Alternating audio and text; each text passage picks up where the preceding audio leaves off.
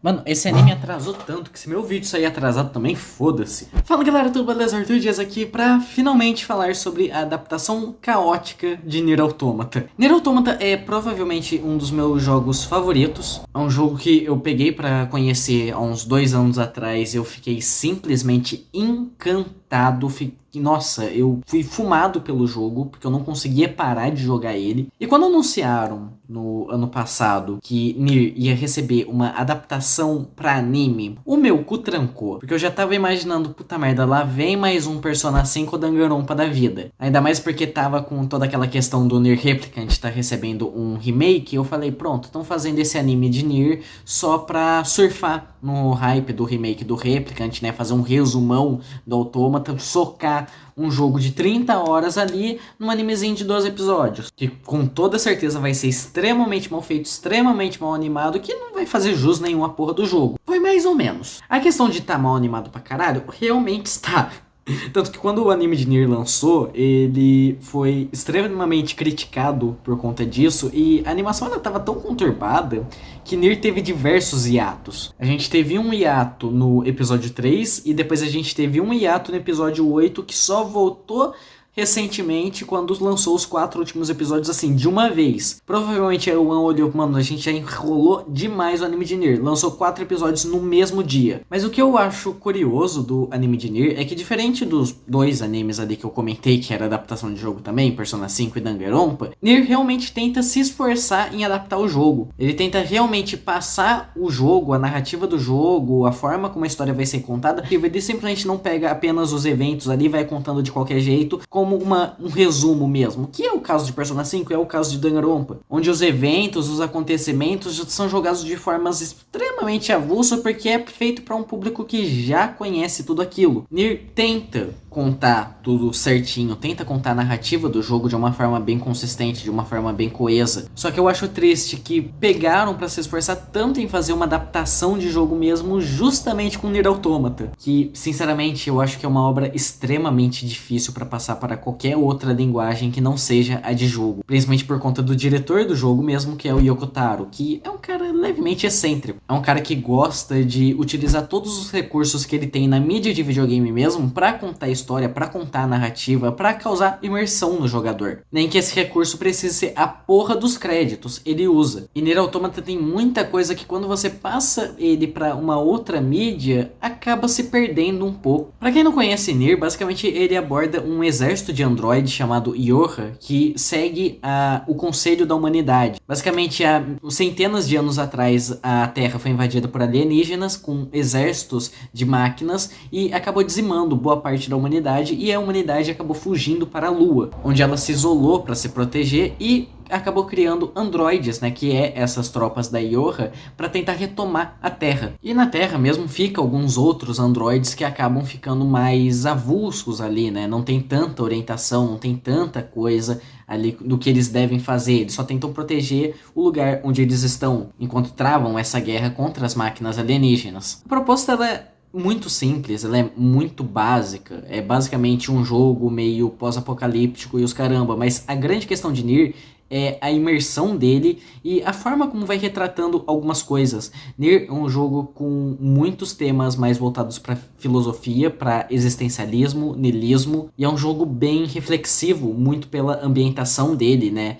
Isso de ser uma terra devastada, uma terra desolada. Então ele tem ambientes que são muito vazios, mas ao mesmo tempo detalhados, né? Mostrando resquícios da civilização humana. Acaba sendo um jogo bem contemplativo, um jogo bem para você ficar prestando atenção ali nos mínimos detalhes. Acaba que o simples ato de explorar o mapa já transpassa muito do que é aquele mundo. Isso é uma coisa que se perde muito quando você adapta Nier para uma animação. Assim como os pequenos detalhes que você acaba tendo ali, né? Porque muita coisa daquele universo, muita coisa da trama, muita coisa do backstory dos personagens, você vai ter através de sidequests, você vai ter através de documentos, através de arquivos. Então não vai ter como você explorar absolutamente tudo que o jogo tem dentro de uma adaptação. Algumas coisas o anime até tenta pegar e abordar, tenta colocar de uma forma, por mais que seja levemente estranha, para não se perder.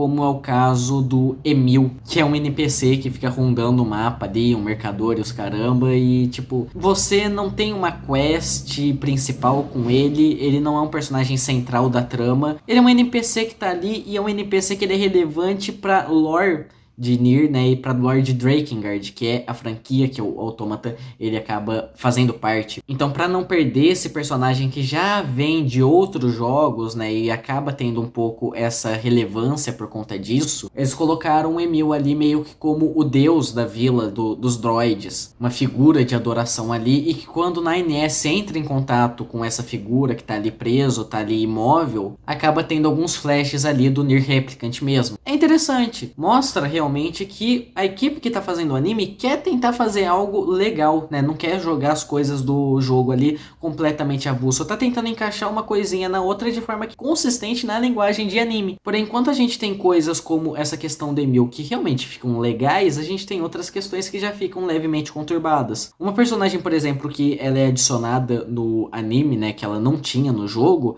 é a líder da resistência. E essa líder da resistência é uma personagem que, se eu não me engano, as únicas menções que a gente tem a ela são alguns arquivos dentro do jogo e uma novel que foi lançada depois. Novel essa que, se eu não me engano, é até adaptada no episódio 6. Se eu bem me engano, que é o passado dessa líder da resistência junto com a A2. Mas apesar de ter essa questão aí, dessa novel, né, que é um episódio bem legal, um episódio que eu acho que funciona bastante, talvez por ser uma adaptação de novel, não ser algo diretamente do jogo, então talvez por conta disso tenha sido mais fácil de se adaptar, porque a presença dessa personagem, ela não é tão gritante assim, ela não é tão relevante assim. Eu acho que se não fosse essa parte realmente do passado da líder junto com a A2, né, poderia simplesmente esquecer essa personagem, não adicionar ela no anime e manter apenas a Jackass, que é a personagem que normalmente a gente vê tomando a liderança no jogo. É a personagem que passa grande parte das missões, a personagem que acompanha a gente em alguns momentos. Por mais que não é uma personagem tão complexa, não é uma personagem que é realmente bem aproveitada. Acho que tem outros personagens que são bem mais aproveitados dentro do jogo do que a Jackass, mas podia ficar só nela mesmo, passando ali, vocês vão fazer isso, vocês vão fazer aquilo, né? Vai pra tal lugar, vai pra outro. Agora, uma coisa que eu acho que realmente fica levemente conturbado é que, tipo, o anime, ele pega pra adaptar duas rotas do jogo, né? 2 de 3. Ele pega pra adaptar a rota A e B, enquanto a parte C vai ser adaptada na segunda temporada, que já foi anunciada, felizmente, porque pra mim a rota C é a melhor coisa de Nier Automata inteiro. Acontece que a rota A e B, né, elas foram adaptadas juntos dentro do anime porque elas são praticamente a mesma história. A rota A e B no jogo é a mesma trama, é a mesma coisa, só que só vai mudar a perspectiva. Na rota A você vai jogar com a 2B, na rota B você vai jogar com a 9S, que são os dois personagens ali que são os principais da trama, né? Você sempre vai ter eles interagindo ali em boa parte do jogo. Um momento ou outro eles se separam, então nesses momentos é onde, em teoria, ficaria mais interessante essa mudança de rota, porque, por exemplo, numa parte ali que o 9S ele some, você descobriria só na rota B o que acontece com o 9S, né? Por que ele sumiu, o que estava acontecendo. Mas não é apenas isso que acaba tendo de mudança, né? Muita gente reclama essa questão da rota A e da rota B, que poderia ser apenas uma rota e os carambas,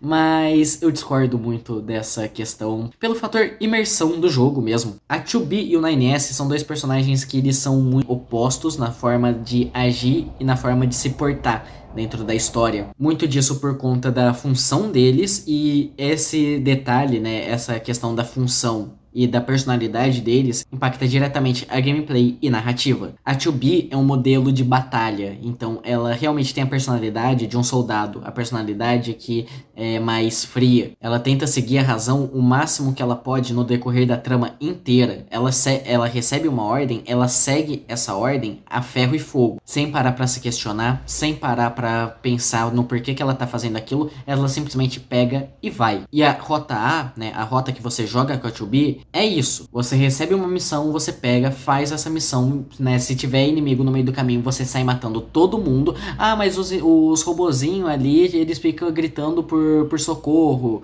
Os robozinhos agem ali como se tivessem uma família, né? Tem a parte ali no deserto que você vê um monte, né, mexendo com carrinho, né? Como se estivesse criando uma criança. Tenta reproduzir essa questão da emoção humana. Foda-se, se a 2B recebeu a missão de matar aqueles robôs, ela vai matar aqueles robôs. Existem alguns pontos que te coloca realmente pra pensar, coloca pra refletir, como por exemplo quando você descobre a Vila da Pascal, né, aquela vila de droids pacifistas, mas são uma parte ou outra ali pra mostrar, olha, esses inimigos, eles são mais humanos do que aparentam. Já o 9S, ele é um modelo scanner, né, ele é um modelo de análise, ele é um modelo que vai pegar dados, vai pegar informação e vai tratar essas informações. Então o 9S, ele é muito mais curioso com tudo que vai acontecendo no decorrer da trama. Ele é um personagem que a todo momento ele tá se questionando de tudo aquilo que ele tá presenciando, de tudo aquilo que ele tá vendo. Essa parte do deserto que eu falei ali, tá os robôs com um carrinho de bebê ali, né? A 2B vai e mata, o 9S fica se perguntando, mano, mas o que eles estão fazendo? Por que eles estão tentando reproduzir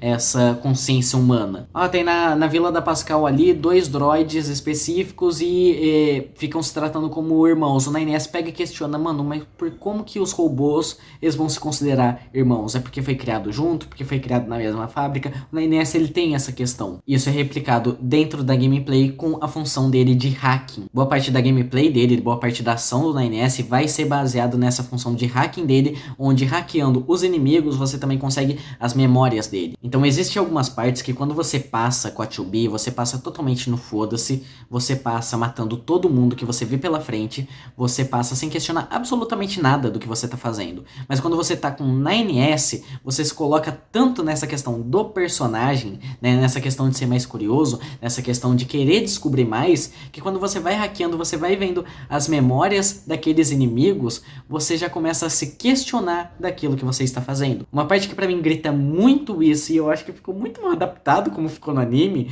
é a parte do Reino da Floresta. Existe uma parte no Reino da Floresta, antes deles encontrarem a 2, né, o momento onde você tem a revelação dessa personagem no jogo mesmo, onde você tá indo pra Sala do Trono e você tem um monte de droid correndo pra você em fila, e você com a 2B só vai estraçalhando tudo aquilo. É aquele famoso, tá andando? Mata. Porém aqueles droids estão gritando, né, protejam o rei, protejam um reino. E quando você joga essa mesma parte com o 9S, desde o momento em que você entra nesse Reino da Floresta, você começa a hackear os droids, você começa a hackear os soldados, você vê aquelas memórias da criação do reino, aquela questão daqueles droids querer se afastar o máximo possível da batalha e querer um lugar para chamar de seu, querer essa questão de família, essa questão de união, e como eles tinham uma honra, uma lealdade muito grande pelo rei, né, por aquele que deu a ideia de construir esse Reino da Floresta, a ponto de que eles criam aquele bebê droid, né, que pra ser o novo rei. Só que uma coisa que não abordam no anime é essa questão, né, que por ser um robô, né, por ser uma máquina, esse futuro rei ele nunca vai crescer, esse futuro rei nunca vai poder realmente governar, mas eles mantêm aquilo ali por puro apego, por puro respeito e por honra. E por conta disso, quando a 2 começa a invadir ali antes da gente, todo mundo fica desesperado pra proteger o reino, pra proteger o lar, pra proteger o rei. E quando você vê todas essas memórias, quando você passa por esse exato mesmo corredor antes da Sala do Trono, você já começa a repensar tudo aquilo que você tá fazendo. Você começa a enfrentar aquelas tropas, você começa a enfrentar aqueles inimigos com peso. Outro caso que acontece isso é a chefe ali da parte do parque, né, aquela parte do teatro. E com a 2B é só uma chefe normal, né, você vai saindo metendo a porrada, metendo espadada, metendo tiro. Enquanto com o 9S, conforme você vai hackeando, você vai acessando as memórias dessa chefe, entendendo por que ela tem tanto esse fascínio em beleza, na estética dela, que é uma coisa que também é abordado no anime, mas de forma muito mais breve, muito mais compacta, porque dentro do jogo são linhas e mais linhas e mais linhas de texto, né? São muitas linhas de diálogo mostrando todo o processo para ela se tornar isso. E acaba sendo interessante também porque entra muito na questão da própria construção dos personagens de Nier e dos temas de Nier, né? Porque essa chefe, junto com alguns outros personagens, né, alguns NPCs, carregam nomes de filósofos. Eu acho que o exemplo mais claro disso é a Pascal. E nas atitudes desses chefes, desses NPCs, você vai percebendo coisas que remetem muito às teorias desses filósofos mesmo, né? No caso, a teoria que carrega o nome dessa chefe, que agora eu não lembro o nome, mas ela tem uma teoria muito voltada para essa questão da beleza mesmo. A teoria filosófica dela é muito voltada para a imagem da mulher na sociedade. E é justamente isso que esse NPC, esse chefe, acaba retratando dentro da trama de Nier. Acabou ficando perdido no anime, não teve tanto isso. Outra coisa que eu acho que ficou bem fraco na questão do anime é a questão do Adam e do Eve. Primeiro que tiveram algumas mudanças de eventos, alguns cortes e realocação no que estava acontecendo. Como por exemplo, após a luta da 2B e do 9S contra os dois no deserto, quando eles realmente estão nascendo, eles começam a ver aquela máquina que está assimilando características de Android, né, que está começando a evoluir, começa a ver eles nascendo, né, tem essa luta e depois disso, antes da parte da Cidade das Memórias, que é onde a 2B enfrenta o Adam, que ele sequestra o 9S, tem um outro encontro no jogo, e esse encontro foi cortado, né, é uma luta que você enfrenta os dois, né, a 2B enfrenta o Adam e o 9S enfrenta o Eve, e nessa luta, né, é numa espaçonave, né, dos alienígenas, onde você encontra os corpos dos alienígenas, né, mostrando que aqueles que são os líderes das tropas inimigas já não existem mais. As máquinas evoluíram tanto a ponto de ultrapassar os próprios criadores, de não seguir mais aqueles que os criaram. E é uma parte que, por boa parte do anime, eu tava me questionando onde é que ela tava, porque é um negócio extremamente relevante pra trama de Nier, e jogaram isso ali no encontro da 2B com o Adam na Cop City. Além de que essa questão do confronto com o Adam na Cop City mudou um pequeno evento, né, que ao invés do Adam morrer na Cop City, quem morre é o Eve, né, o Eve se sacrifica pelo Adam. Isso eu não entendi tão bem por que fizeram, não é algo que impacta diretamente a trama, né, porque o Eve também morre no final da rota A e B, né? É o final boss. Mas acaba ficando meio meh, porque o Adam tem muito mais destaque no anime do que o Eve mesmo. O Eve é um personagem que acaba que no anime ele simplesmente existe, né? As únicas características que você vê do Eve é o fascínio que ele tem pelo irmão, enquanto no jogo talvez você consiga pegar algumas camadas a mais, como a questão do como o Eve se perde quando o Adam morre. Tentam trazer isso pro Adam mesmo, né? Quando o Eve morre, o Adam fica meio desolado ali, ele meio que perde a razão por conta disso, mas eu acho que é uma característica que casa muito melhor no Eve, né? Que é mais impulsivo, é mais imaturo do que no Adam, que ele sempre tenta ser racional e com toda essa questão de ser curioso sobre a espécie humana, os costumes humanos, religião, família, né? Ele sempre tenta buscar muito conhecimento sobre tudo isso, sempre ser mais racional, enquanto o Eve ele é mais impulsivo. Então essa questão de ficar desolado, ficar perdido, se entregar totalmente à raiva e ao luto, eu acho que casa melhor com o Eve mesmo do que com o Adam. Então eu não entendi porque fizeram essa mudança. E a última mudança que eu acho que acaba tendo um pouco é em outra parte que eu tava curioso, mano, onde é que tá essa porra, né? Porque como o anime ele faz meio que essa mescla, tanto da perspectiva da 2B com a do 9S, né? Mistura a rota A e a rota B em uma mesma rota. Eu fiquei muito curioso com onde estaria a questão do 9S quando, após ele ser sequestrado pelo Adam, né? Que ele some por um pequeno momento, né? Que é quando ele hackeia aquele droid ali enquanto a 2B tá na fábrica, ali que é a igreja, né? Do Adam, os caramba. É uma parte que no anime ficou bem avulsa, querendo ou não, mas ok, acontece. Perdeu bastante da imersão que tinha ali, na minha opinião, apesar que é onde a produção do anime meio que dá uma melhorada, começa a ter alguns takes melhorzinhos, mas tá, ok, foda-se, isso não interessa, mas nessa parte tinha algumas revelações também do 9S,